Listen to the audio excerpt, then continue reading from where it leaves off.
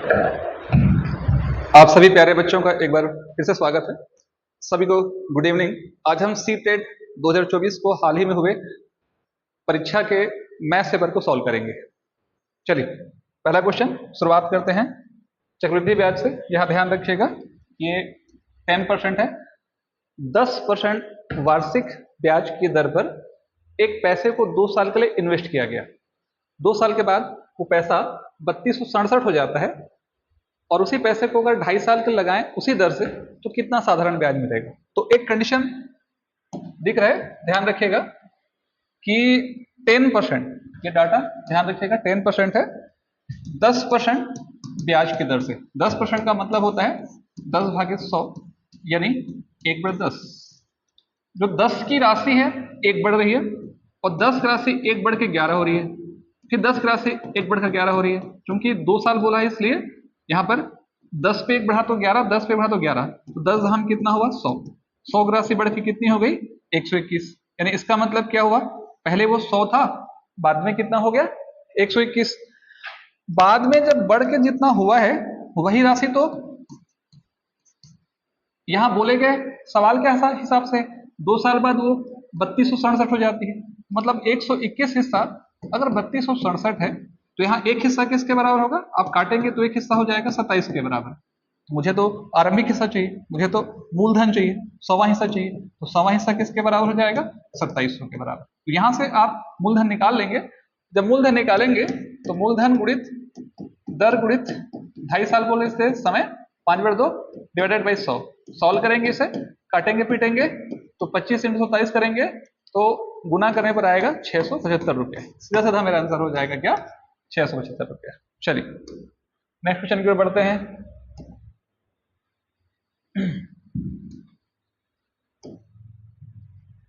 शुरुआत थोड़ी सरलता से करें। एक कंडीशन बता रहे हैं 2 का स्क्वायर 5 × 2 ऋण 14 का उत्तर अगर 2 धन पी 2 धन क्यू है तो पी और क्यू का मान निकालना है। ये जो सवाल आप देख रहे हो 2x प्लस 5y का whole square minus 5 × 2x plus 5y minus 14, इस तरफ कितना है 2x plus 5y 2x plus 5y plus P और यहाँ पर 2x plus 5y plus Q के बराबर है। आप इस वाले पार्ट को आप a मान लीजिए, तो a का स्क्वायर 5 × a और ऋण 14 उस तरफ क्या हो जाएगा हमारा क्वेश्चन हो जाएगा।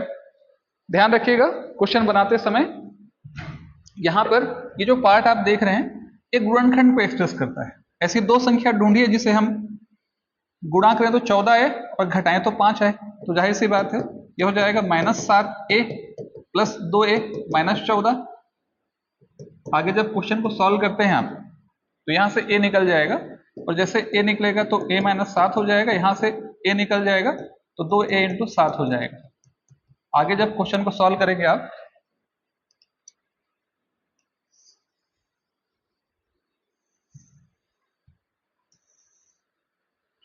जब आगे क्वेश्चन को सॉल्व करते हैं आप तो देखिए a -7 बाहर निकल गया, अंदर में क्या बचा a + 2 बचा और ये इधर कॉपी हो जाएगा। अब a का जब आप मान रखते हैं तो वही आएगा 2x प्लस 5y माइनस 7 और यहाँ पर 2x plus 5y plus 2।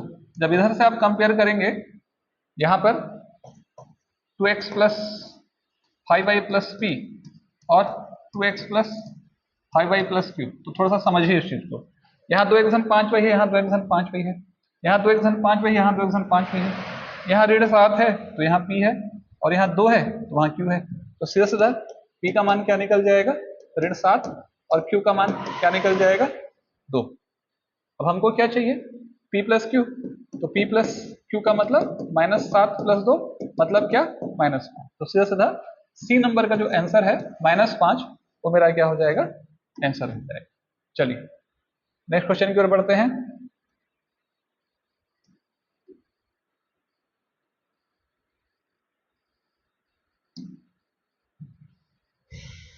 Question number 3, त्रिभुज एबीसी की भुजा ए पर एम एक बिंदु इस प्रकार है। हमारे पास एक कंडीशन दिया है, त्रिभुज एबीसी की भुजा AB, यहां ध्यान रखिएगा एक भुजा AB पर एक बिंदु है M, इस प्रकार है कि AM और BM बराबर है, AM की लंबाई BM की लंबाई के बराबर है और CM की लंबाई भी बराबर है, मतलब ये तीनों भुजाएं बराबर हैं, ये भुजा और ये भुजा आपस में बराबर है। कोण A और B x और 70 है, कोण A अगर x है और कोण B अगर 70 है तो ऐसे कंडीशन पे 3x धन 25 का मान निकालना है। मतलब सीधा सीधा अगर आपको 3x धन 25 निकालना है तो आपके पास x का होना जरूरी। किसी भी त्रिभुज में दो बराबर भुजा के सामने के कोण बराबर होते हैं, इस नियम को आप जानते हो। तो देखिए ये भुजा और ये भुजा आपस में बराबर हैं, तो इस भुजा के सामने ये कोण है और इस भुजा के सामने ये कोण है, तो चूंकि इस कोण को x दिया है तो इस भुजा के सामने वाला कोण भी x हो जाएगा। वही केस इसके लिए भी होगा। इस त्रिभुज में देखिए आप, इस त्रिभुज में देखिए आप, ये भुजा और ये भुजा आपस में बराबर हैं, तो इस भुजा के सामने ये वाला कोण और इस भुजा के सामने ये वाला कोण बराबर होगा, तो अगर ये 70 है तो ये भी अपने आप क्या हो जाएगा, 70 हो जाएगा। तो ये पूरा का पूरा जो एंगल है वो 70 प्लस x हो जाएगा, ये एंगल x है और एंगल 70 है। इस बड़े वाले त्रिभुज एबीसी की हम बात करेंगे, त्रिभुज एबीसी में x plus 70 plus 70 plus x, त्रिभुज के तीनों कोणों का योग कितना होता है, 180, तो एक और एक 2x 70 70 140 बराबर 180, तो 2x बराबर कितना हो जाएगा 40, तो x बराबर कितना हो जाएगा 20। तो यहाँ से x का मान निकल जाएगा और जब x निकल जाएगा तो मुझे यहाँ 3x प्लस 25 को निकालने में कोई तकलीफ नहीं होगी। 3 गुणित 20 प्लस 25, तो 20 तिया 60, तो 60 में अगर मैं 25 जोड़ूंगा तो कितना निकल जाएगा 85 डिग्री। तो मेरा आंसर निकल जाएगा कौन सा, पहला वाला 85 डिग्री।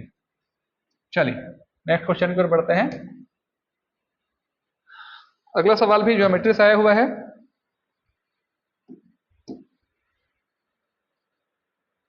त्रिभुज एबीसी भुजा ए पर स्थित डी एक बिंदु, पहले हम डायग्राम को पहले बनाते हैं।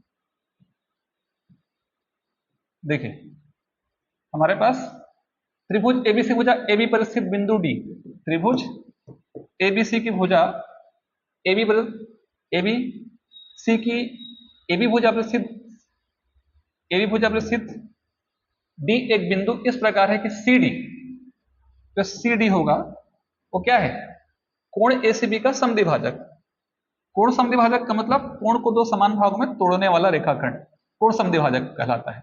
तो एबीसी एक डायग्राम है जिसकी एक भुजा AB है, एक भुजा AB पर एक बिंदु D है और D को C से मिलाओगे तो CD क्या है, कोण का समद्विभाजक है। तो ऐसे कंडीशन पे ADC हमको निकालना है, ध्यान रखिएगा कोण ADC, इस वाले कोण को हमको निकालना है। मान लिया जाए कि अगर x है तो ऐसे कंडीशन पे उस कोण का मान क्या होगा, जबकि कोण A 50 है, कोण B 70 है, कोण A 50 डिग्री है और ध्यान रखिएगा कोण B जो है वो कितना है 70 डिग्री। तो कैसे बनेगा, तो ये यहां पर आप देख सकते हो ये इस कोण का क्या है, समद्विभाजक है, एक कंडीशन दी है अपने को प्रश्न में। अब आप ये समझ लीजिए इस चीज को कि त्रिभुज के तीनों कोणों का योग 180 होता है, ये 50 है 70 है, तो जाहिर सी बात है ये अपने आप क्या हो जाएगा 7 5 12 12 6 18, ये हो जाएगा 60, ये पूरा एंगल 60 हो जाएगा। तो जब ये पूरा एंगल 60 हो जाएगा तो ये इसका समद्विभाजक है, तो ये 30 हो जाएगा और ये 30 हो जाएगा। या समझ रहे हैं ये 50 ये 70 तो अपने आप में 60, अब ये इसका समद्विभाजक है तो ये 30 ये 30। अब इस छोटे वाले त्रिभुज में देखिए ये 50 है, ये वाला ये x है और ये 30 है, तो 50 30 80 180 होता है त्रिभुज के तीनों कोणों का योग। तो x प्लस 50 प्लस 30 बराबर 180, तो x सीधा सीधा निकल जाएगा x प्लस 80 बराबर 180, तो ट्रांसफर करेंगे आप तो x बराबर कितना निकल जाएगा 100 डिग्री। तो ये हमारा C नंबर का आंसर जो है हमारा क्या हो जाएगा, आंसर हो जाएगा। चलिए 1 2, ठीक है। इसमें से कौन सा कथन सत्य नहीं है, चलिए कौन सा कथन सत्य नहीं है, कौन सा कथन सत्य नहीं है, गुणन की संक्रियाएं गणितीय व्यंजकों की जा सकती है, तो सही है। इस व्यंजक को और अधिक सरल नहीं किया जा सकता, ये भी सही, क्योंकि एक्सपेंडेड फॉर्म है।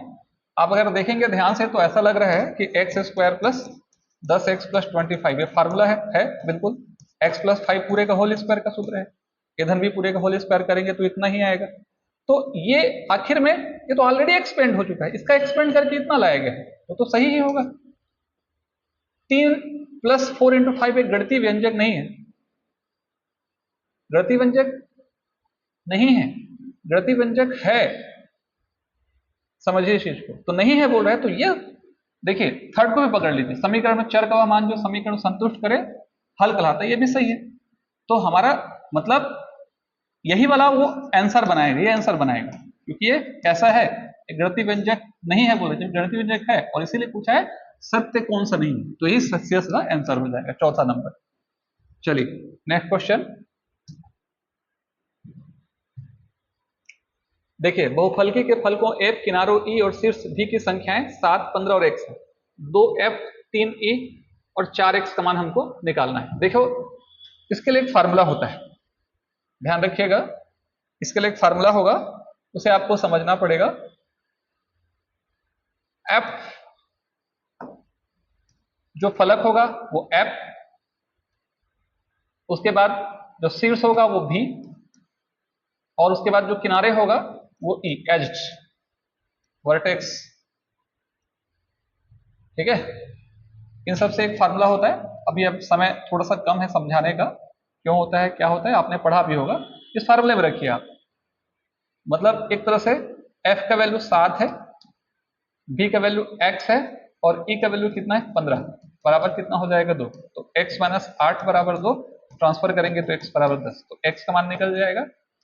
समझिए इस चीज को, फलक, ठीक है, किनारे और शीर्ष के बीच में एक संबंध होता है। x का मान निकला है अभी, उसके बाद हमको चाहिए 2f + 3e - 4x, इसमें वैल्यू को इनपुट कर दीजिए। f का मान कितना है 7, e का मान कितना है, e का मान है 15 और x का मान कितना निकाला हमने 10। तो 7 दूनी 14, 15 तिया 45 और 40 यहाँ 14, 45 में जब 40 जाएगा तो कितना बचेगा 5, 14 5 कितना होता है 19 मेरा आंसर है। चलिए नेक्स्ट क्वेश्चन की ओर बढ़ते हैं।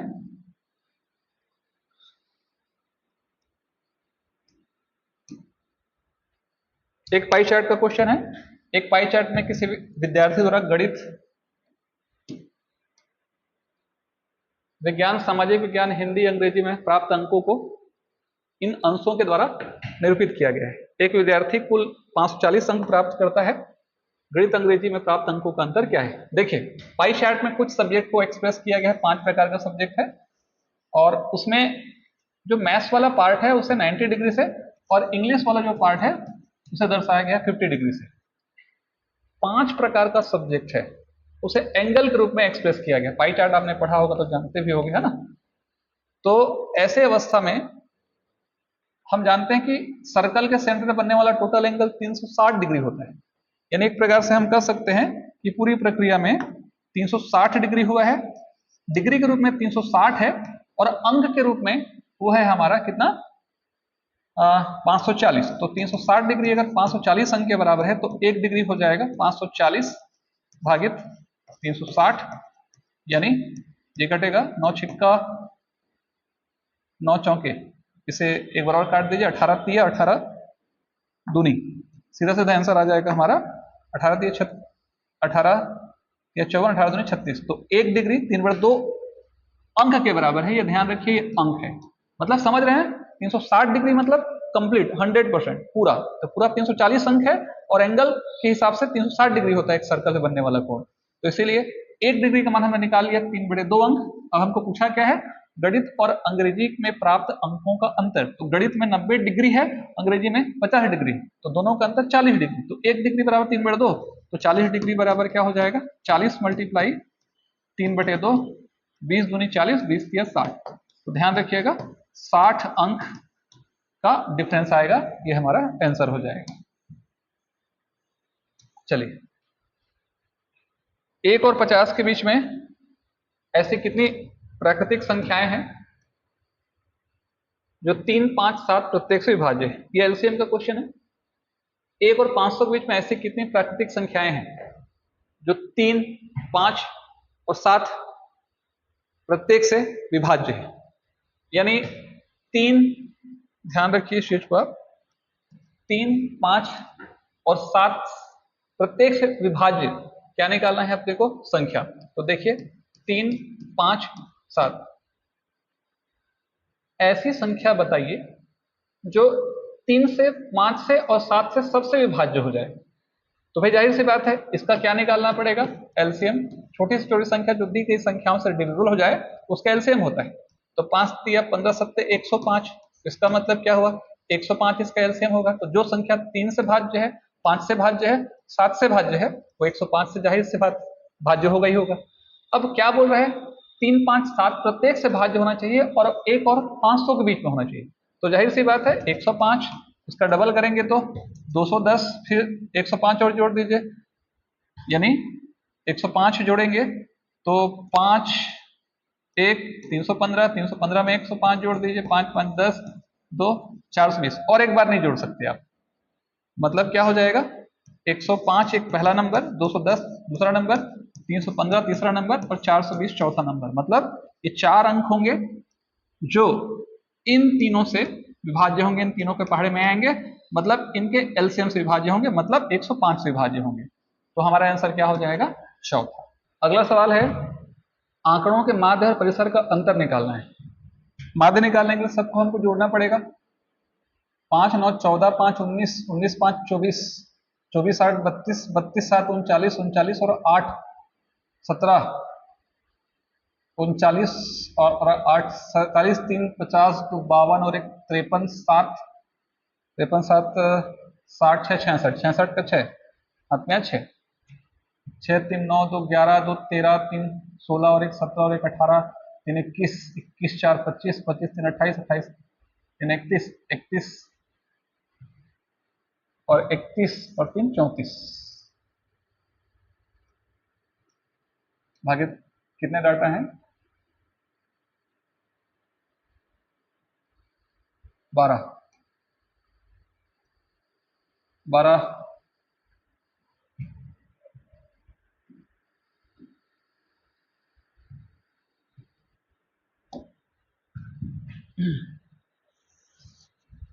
चलिए अगले सवाल की ओर बढ़ते हैं।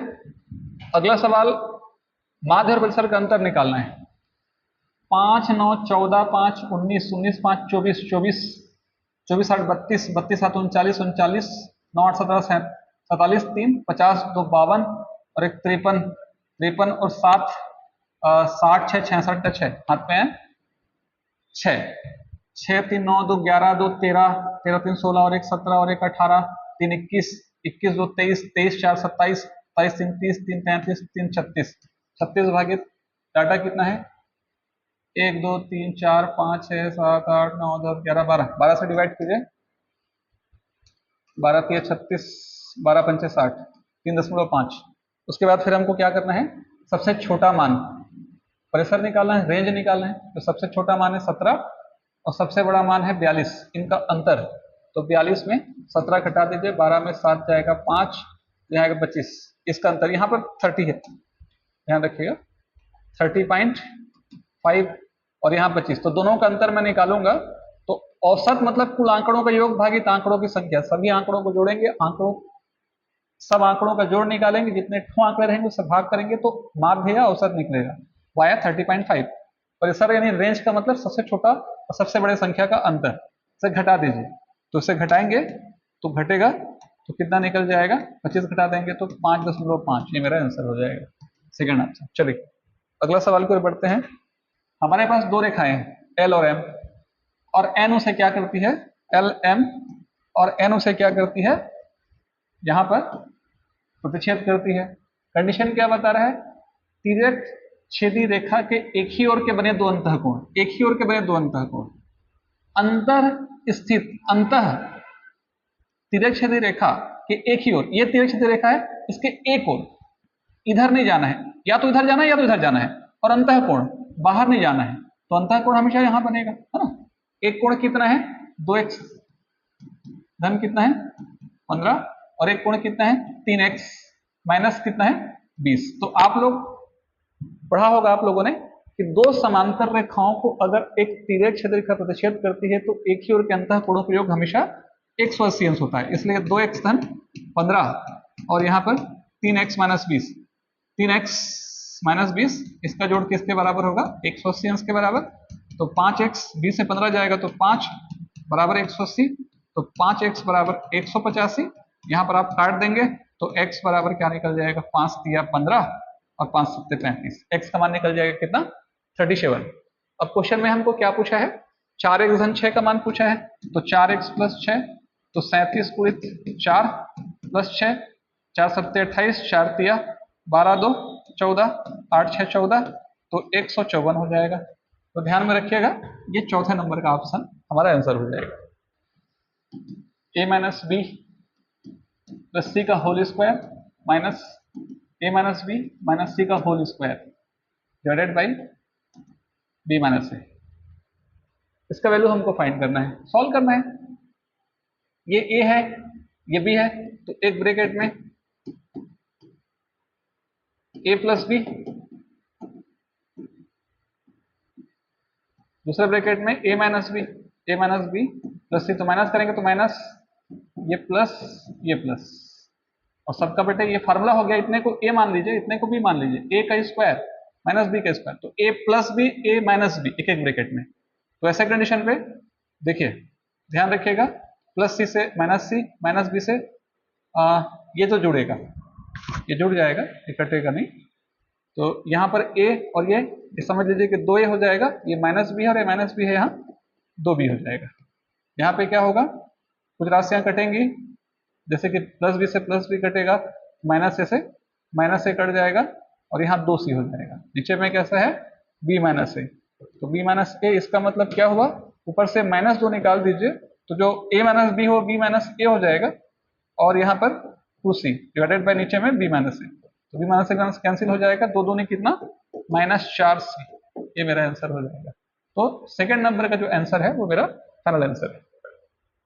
समकोण त्रिभुज का क्षेत्रफल 240 है। एक समकोण त्रिभुज है एबीसी, इसका क्षेत्रफल 240 है। 1/2 बेस इंटू हाइट बराबर 240। कर्ण के अतिरिक्त एक भुजा 30 है, तो परिमाप हमको निकालना है। कर्ण के अतिरिक्त एक भुजा 30 है, तो कोई सा भी इसे 30 ले लीजिए। कर्ण अभी हमको फिलहाल की जरूरत नहीं है, और इसे हम x मान लेते हैं। तो 1/2 30 मल्टीप्लाई x इक्वल टू 240, तो कटेगा 15x बराबर 240, तो x बराबर 240 भागित 15, 5 24, 5 अट्ठे 40, 5 तिया 15, 16 तिया 48, तो x का मान निकल जाएगा 16। तो जब x निकल जाएगा तो परिमाप मुझे चाहिए, ये निकल गया 16, तो आपको पाइथागोरस लगाना पड़ेगा परिमाप निकालने के लिए, ठीक है। तो x का वर्ग बराबर 30 का वर्ग प्लस 16 का वर्ग, 900 प्लस 256, 9 2 11, 1156, ठीक है। तो ये हो जाएगा x बराबर हो जाएगा 1156 का वर्गमूल, ये होता है 34, तो x का मान निकल जाएगा 34 का वर्गमूल होता है, ठीक है। x निकल गया यहाँ से 34, वर्गमूल 1156 का मान, और आपको क्वेश्चन में क्या बोला है? परिमाप। तो आप जोड़ दीजिए 30, 34 और 16, तो 6 4 10 का शून्य हाथ में है, 3 3 6 7 और 1 8, तो 80 मीटर मेरा क्या हो जाएगा? परिमाप, चौथा आंसर, ठीक है। सबसे बड़ी और सबसे छोटी भिन्नों का योग हमको निकालना है। तो सबसे बड़ी और सबसे छोटी भिन्नों का योग निकालना आसान है, ये आसान सा सवाल है। देखिए 5 से भाग करेंगे 3 को, तो 5 6 का 0.6 आएगा। 15 से भाग करेंगे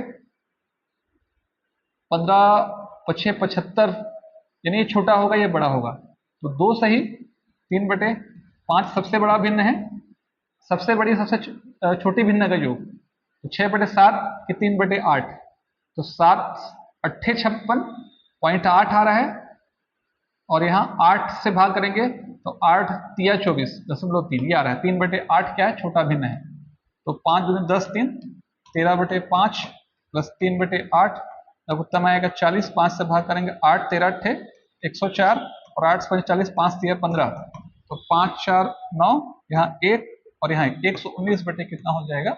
40, यानी 40 वाला ऑप्शन आपको 2 मिलेगा, ये या ये। अब सॉल्व कर लीजिए, 40 से हम डिवाइड कर देंगे 40 से 119 को, तो कितनी बार जाएगा? जाहिर सी बात 2 बार तो जाएगी। 40 दूनी 80, या 9, 11 में 8 गया 3, और 39 वाला आंसर हो जाएगा, सही हो जाएगा। ध्यान रखिए ना, ये सही आंसर वाला आंसर। सभी को शुभकामनाएं। Thank you very much. Video अच्छा लगेगा तो जरूर शेयर कीजिएगा।